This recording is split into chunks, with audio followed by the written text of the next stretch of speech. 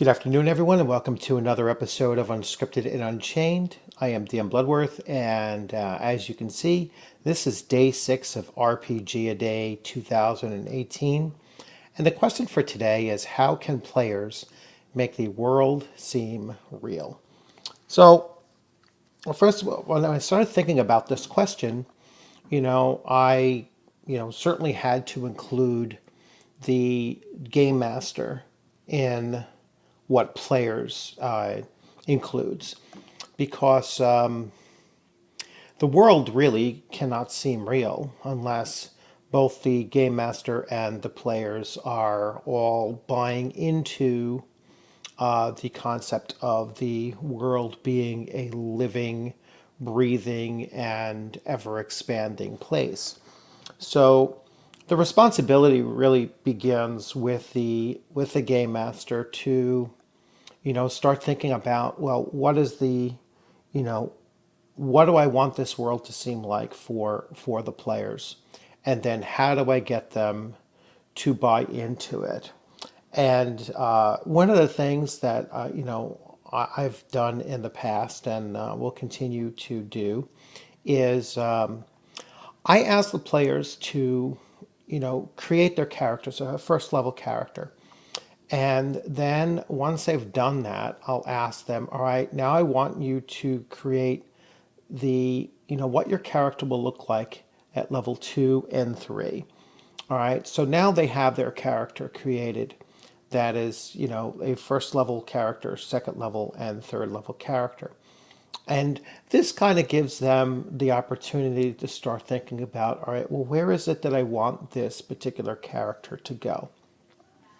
Then what I do is I will show them or walk them through the rules of creating that character as a 0 level civilian, if you will. Character usually, significantly younger, but probably still in their late, early to late teens. And then I put them into the atmosphere of, whether they were in a village or a city or whatever. And so they start to develop, all right, well, this is my character's background.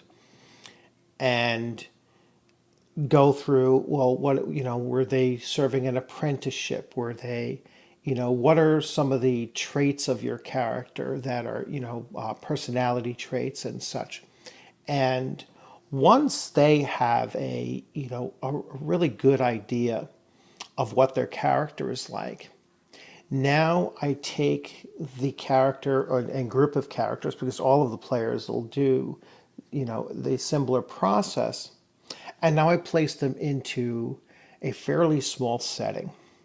It could be a village, it could be a town, it might be a small city. I don't like to throw them into a big, vast environment. I like to keep it small.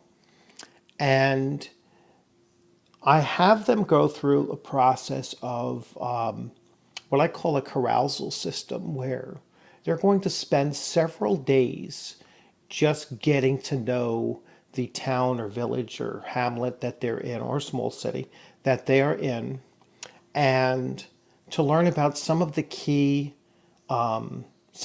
players, some of the key NPCs within that village. And that could be the stable master, that could be, obviously the tavern keeper, the mayor, or whatever figurehead of the town. It could be a tribal chief. They need to have contact with several different NPCs of various social standing within that community. And that will be their initial interactions. And that might take a game session or two, just developing that sense of belonging in that small community.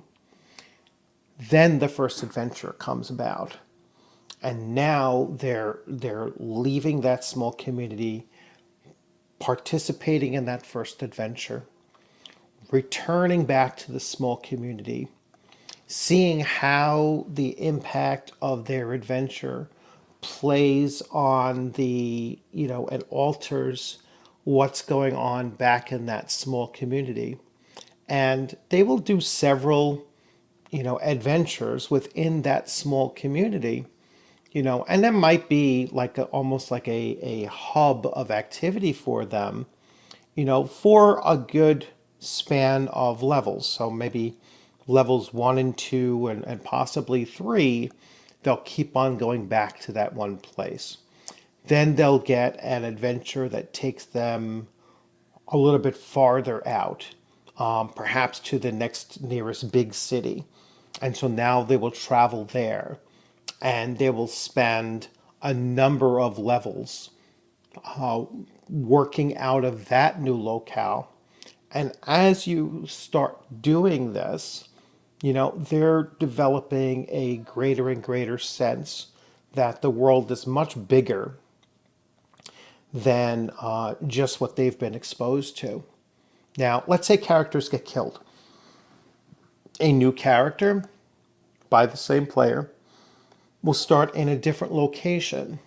And let's say at some point they then go into a village or a city that the other characters had gone into. They're going to see some of the same sights and sounds and experiences that the other characters had experienced, and that creates the continuity of the world. And so, it's building small, starting off small and building and expanding upon the game world as it naturally happens. And the players need to see the impact of their actions back on the community that they just left.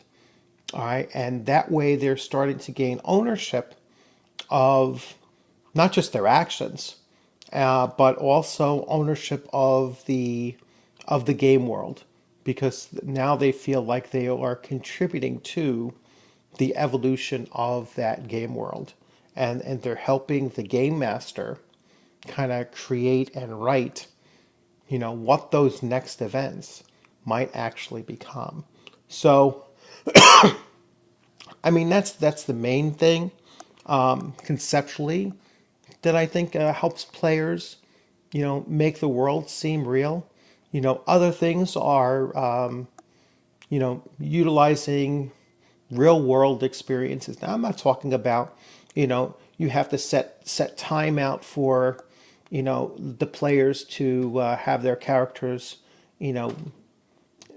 take a whiz in the woods, or they have to actually have a time allotment where they're sitting down and they're actually eating a meal.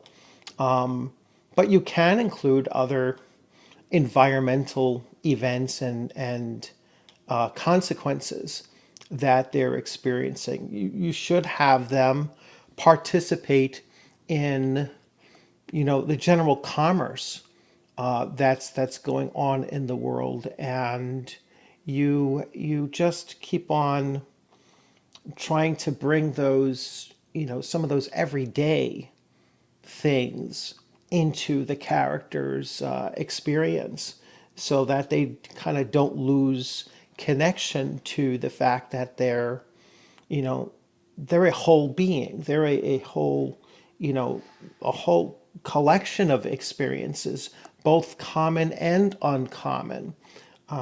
If your characters are going out there into the world and they're thinking, well, the only thing that I ever have to think about is, how to pick that next lock and how to go kill these 15, kobolds, and how to go and save the princess and do this or that. And, everything is,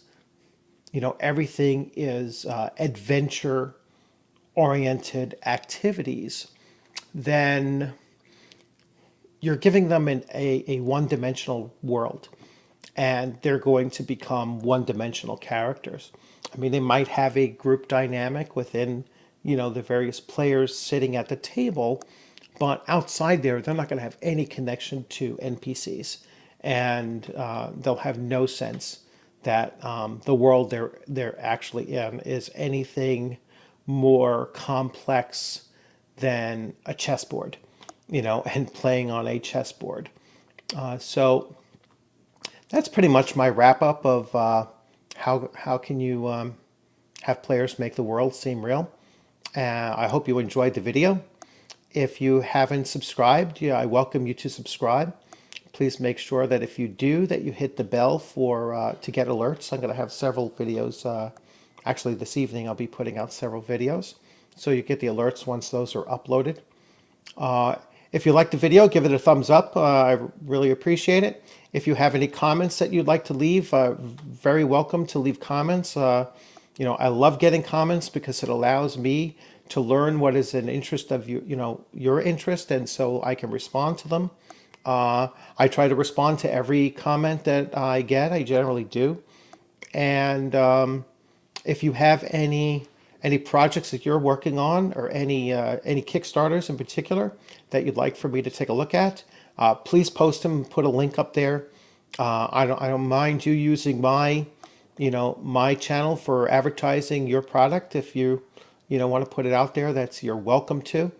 If I take a look at your Kickstarter and it's something that I feel that I'm comfortable with backing, when I receive the physical copy of it, I will make a video of my showing off your product, and encouraging others to give it a look. I don't generally tell people what to spend their money on, but if it's something that I back, it's something that I'm confident is a good product, and I'll certainly give it a verbal and a visual endorsement for it. In the meantime, enjoy the rest of the week. I look forward to seeing you on the gaming screen sometime, in the very near future. Have a good afternoon.